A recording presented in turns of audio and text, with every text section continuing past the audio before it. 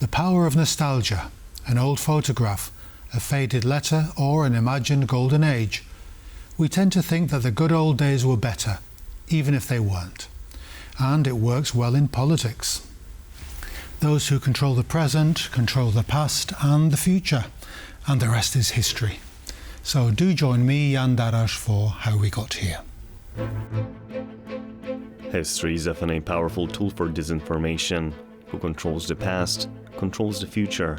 Russia has long been known for its strategic use of history as a tool in its political arsenal. This practice, deeply rooted in the country's approach to both domestic and international affairs, involves the selective interpretation and presentation of historical events to support current political objectives. One prominent example is Russia's portrayal of its historical relationship with Poland. By emphasizing certain aspects of their shared history, Russia aims to shape public perception and influence political discourse.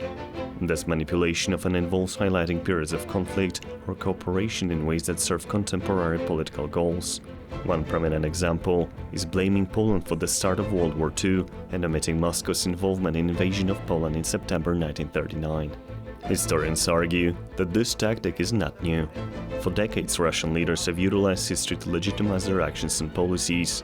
The use of history as a political tool is not unique to Russia, but the scale and consistency with which it is employed are noteworthy. By controlling the historical narrative, Russia seeks to maintain its influence and justify its actions on the global stage.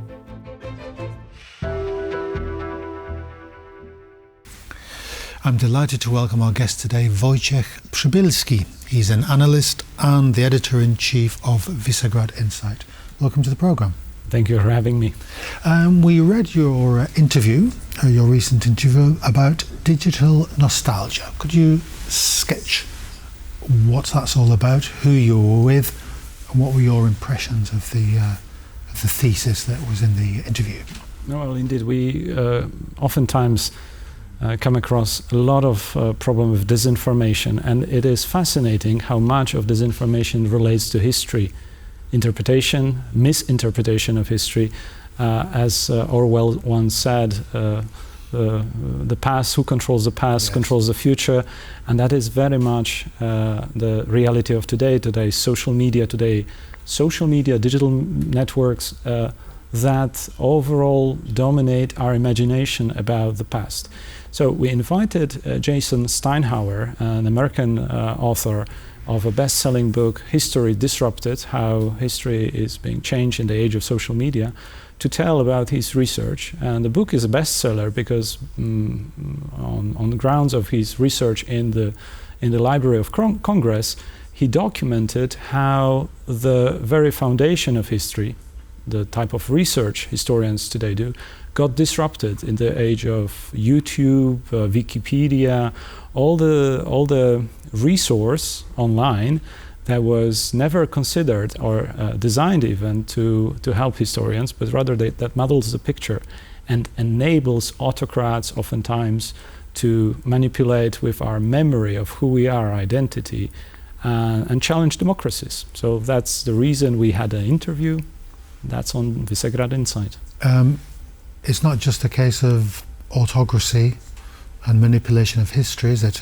It's a feature of the historical process, historical research, and as we were talking earlier, it seems to be the nostalgia for an imagined past seems to be in us all as human beings.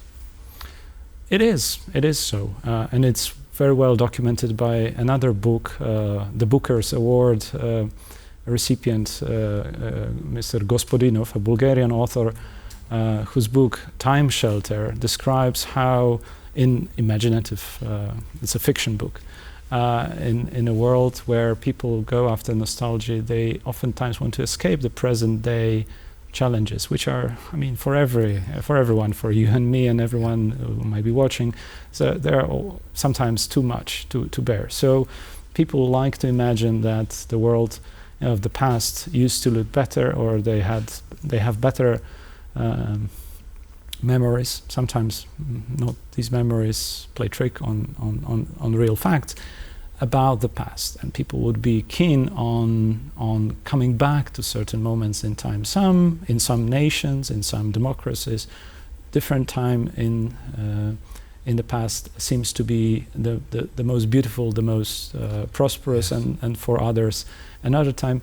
But these imaginations and nostalgia, they actually shape our present identity and forms of our political existence, especially in democracies.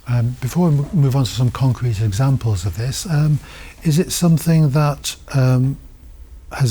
you mentioned that it's ballooned because of the in our digital age? Is it a question of quantity, and have we lost our faculty as societies to evolve a critical way of thinking? Are we really that easy to manipulate? I guess we are. I guess we are. I mean, it's not easy to study history, to go through the facts. It's in many Anglo-Saxon schools, you get prepared to do your own research. You're being prepared how to dig out your own past, how to deal with the stories that surround you in the neighborhood, in the family.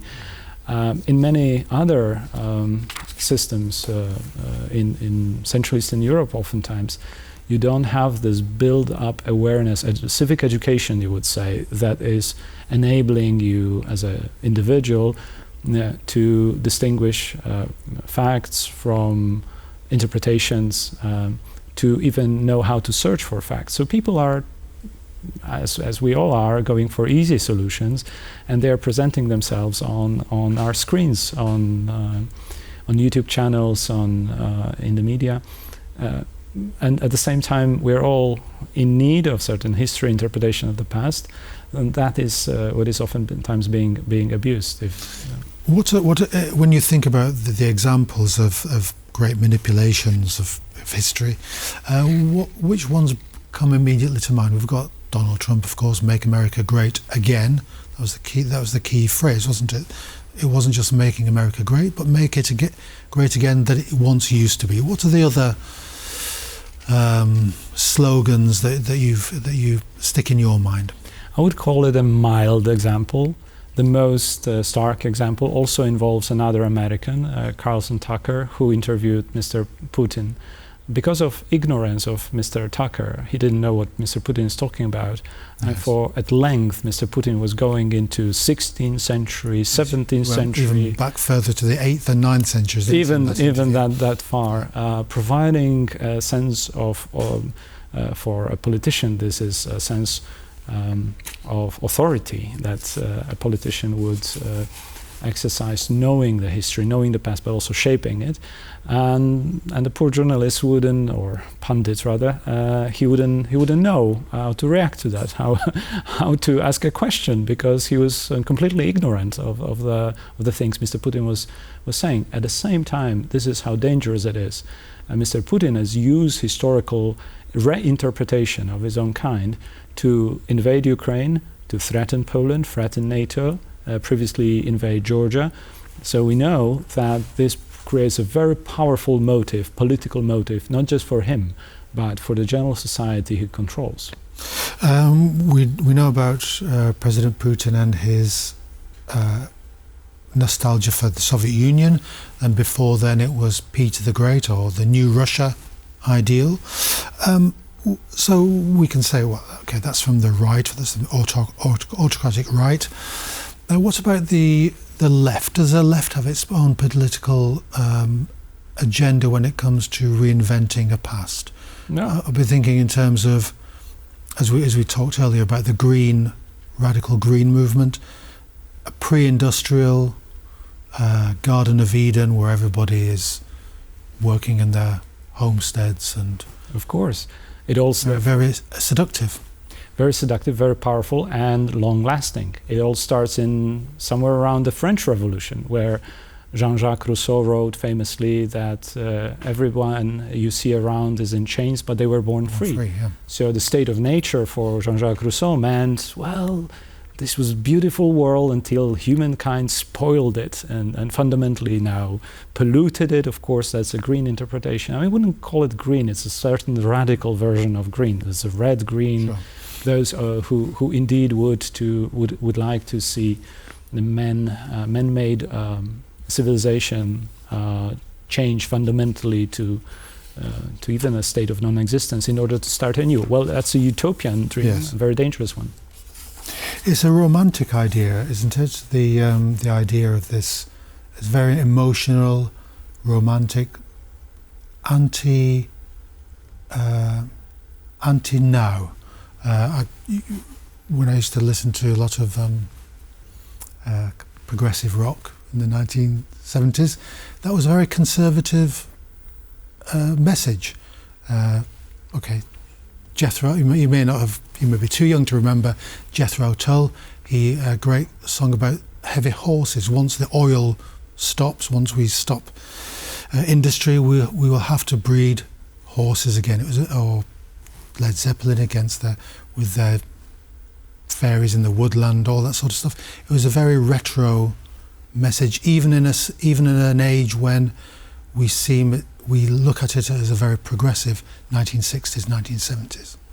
Yeah, well, indeed, these motives are not just anchored in present day and pop culture. Yes. is very much using a lot of our sentiments and nostalgia. But I guess that's again a feature of human nature, rather human condition, if you will, because we always turn to either glorious or happy times in our past. Nobody remembers. It's just a psychological thing. Nobody remembers bad memories. Yes. We always tend to remember only good ones. British Empire was always slave owning and Nazis, that kind of stuff.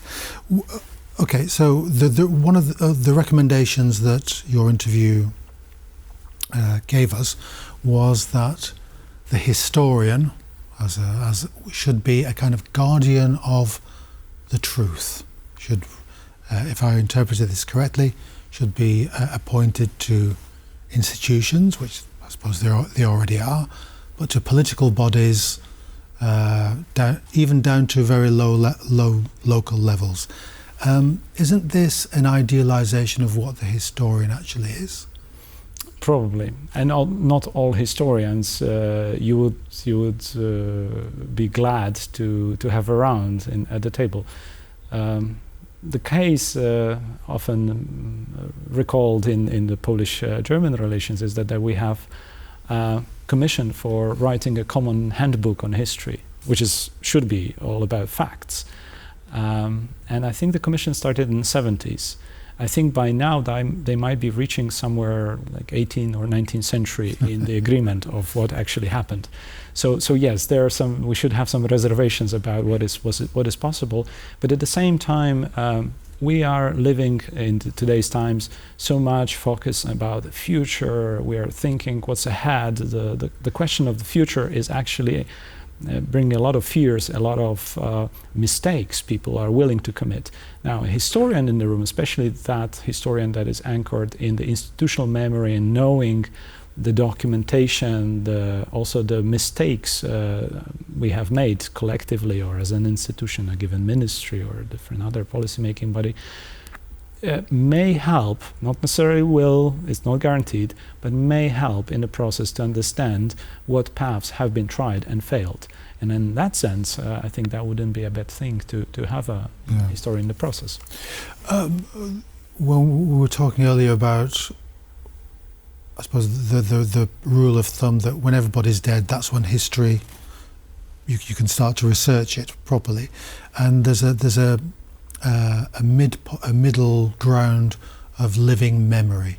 Can you tell us a bit about that? How is that being manipulated by politicians today?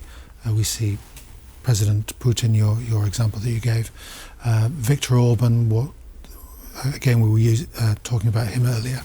What are the ways in which they use the modern technology to leap back into a past? No, there are two things. There is history as a research discipline with certain rigor, requiring discipline and certain methods that can be verified and put on the shelves. And as you refer, that's usually the subject of such history is when there are no living witnesses.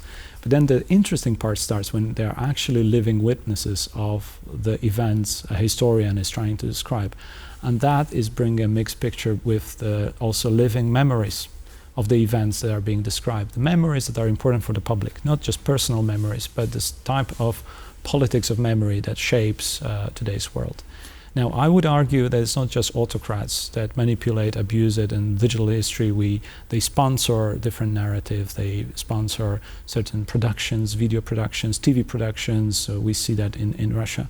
But democracies need that even more. And we have, we're sitting in Poland when a number of museums are performing as not just the custodians of certain memory and history, but as civic education institutions where you can touch the facts, bring the plurality of opinion about the things that have happened, and open up to a discussion and a debate, which democracy is all about those facts and this mixed and shared identity we're all in. Once you have a dominant, very strong propagandist view of facts, usually given directly or indirectly by politicians, you may suppose that this imposition is of autocratic nature, and you should be aware.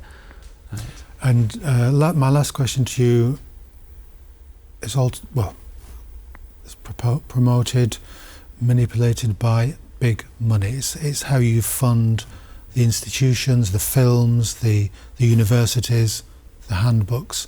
It's all about the nuts and bolts of history, what's written on the page.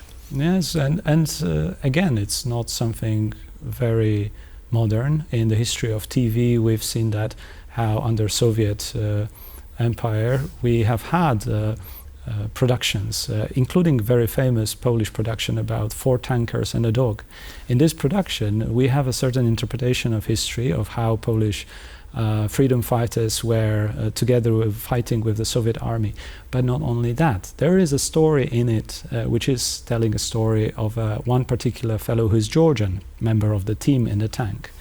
Funny thing, that when Soviet-sponsored translation of that movie, the movie has been produced in Poland, in Georgia, also very well-known TV series in Georgia, nobody in Georgia knew that the guy was Georgian because the translation actually misinterpreted him. And that shows the type of the power, how not only to unite but also to divide nations and disconnect and use the certain memories about the past to instrumentalize them for political objectives of today. And that TV series in particular is still very popular after all this time. It's a very cult viewing. I like to watch it every now and then, yes. Okay, thank you very much, Wojciech Przybylski, for coming on to our programme, and great to have you. Thank you. So that's all we have time for. Do join us again for How We Got Here.